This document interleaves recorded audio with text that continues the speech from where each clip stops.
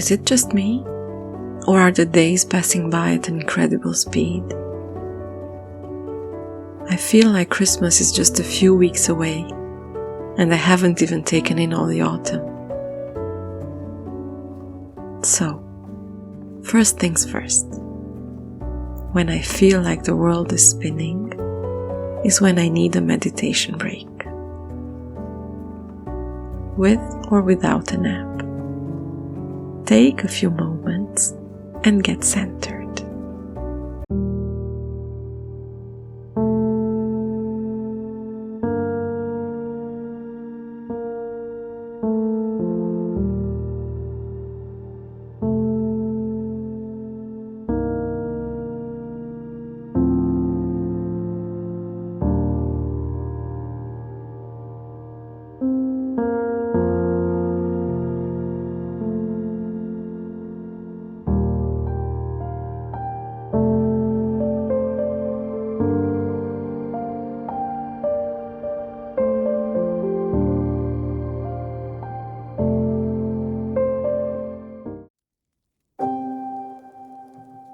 For this month, I chose to enjoy an aromatic rooibos from Lupicia Tea House. Its French name, Velouté d'automne, is a universe in itself. Velvety autumn. Imagine the mild, natural caramel of rooibos with aromas of sweet potato, pumpkin and chestnut. The beautiful, intense red infusion is a dream. I can enjoy it as late in the evening as I like, and the flavor is just perfect for my October state of mind.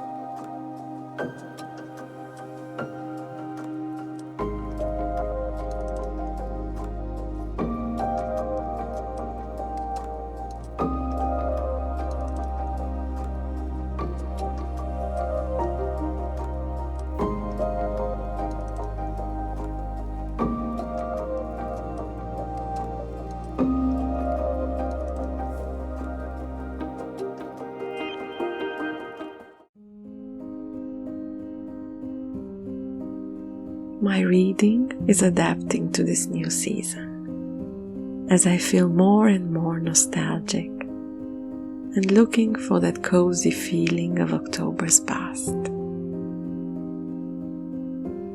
It seems to be the perfect moment to read this anthology of stories and legends from the Champagne region. I picked it up a few years back when in Reims, the capital of Champagne, a city of many beauties. Between the history and the gastronomy, you cannot help being fascinated by its people and the wonders they have achieved for centuries. The book seems to have a folk tale feel to it, a misty aura of legend and mystery. Autumn appropriate, I believe.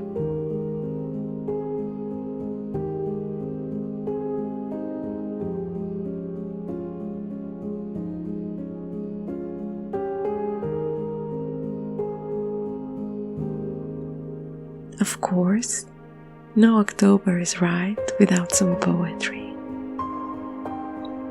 For this, I can always rely on Ion Minulescu, my favorite Romanian poet.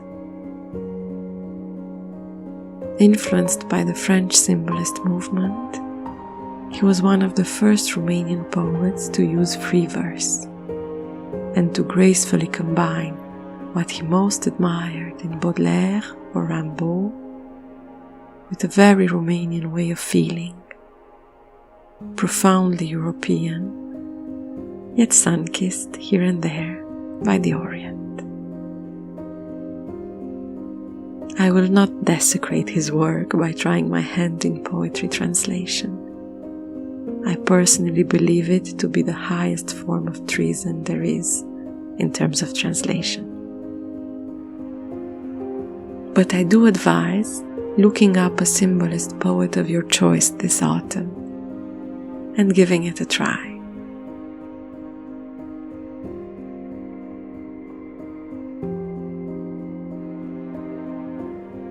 And while we're on the subject of Romania, I think the time has come to let myself be inspired by this historic description of Paddy Fermor in Romania, called The Vagabond and the Princess.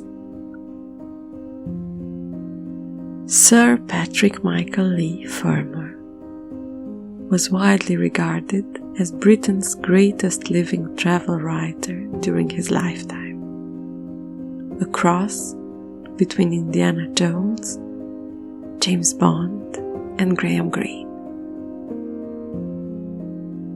Alan Ogden documents the adventures of Paddy Fermor in Romania with wonderful anecdotes and precious photographs of the early 20th century. Allow me to quote the introduction. Romania was but one of many countries that Paddy Fermor traversed in his epic journey on foot from London to Istanbul in the 1930s. Hungary was in many respects the first brush he had with the unfamiliar, and once he had crossed the border into Romania, he discovered a romantic remote world where, free of inhibitions and conformity, he found his true self. He was by no means the first Englishman to become enamored with this alluring country on the edge of Europe.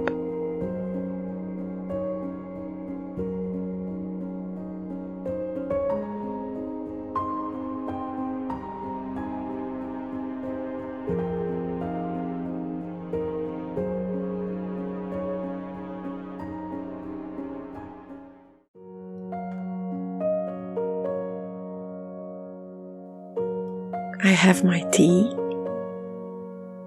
The choice of books is wonderful. All that I'm missing is a snack.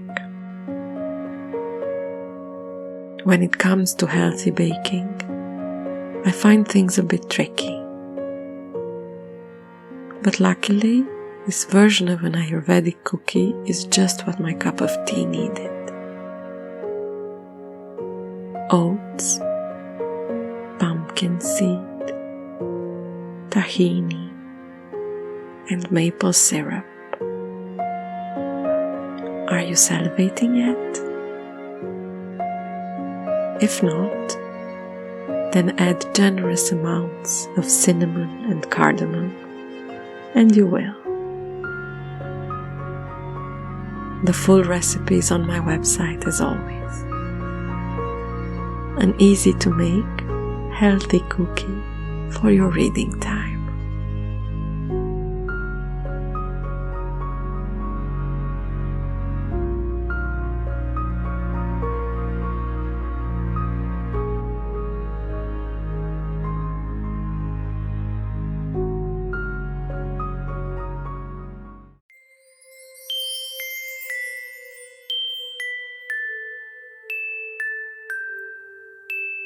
October evenings are when I start to feel the real deep change of season.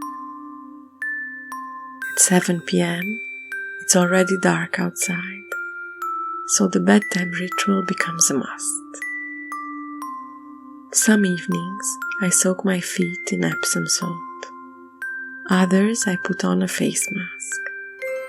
But there are two things that always remain the same. Rubbing oil on my skin before bedtime is a moment of sheer luxury.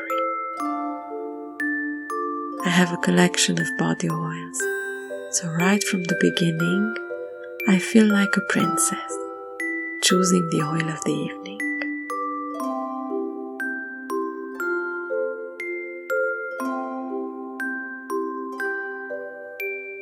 Then I take the time to massage the oil into my skin, especially since autumn is the starting point of dry, flaky skin. Putting on my PJs after my oil massage, I feel divine.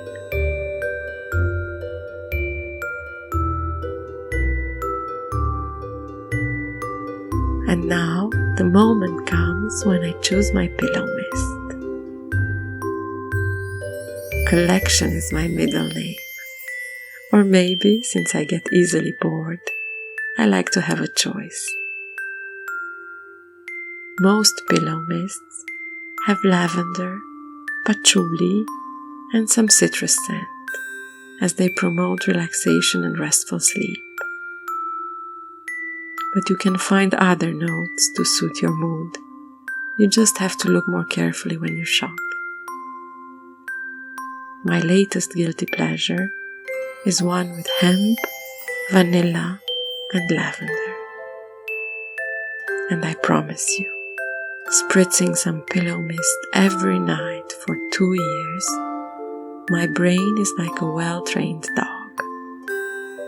It's time for bed, my adrenals calm down, my focus dims down as well, and I'm ready for a well-deserved night's rest.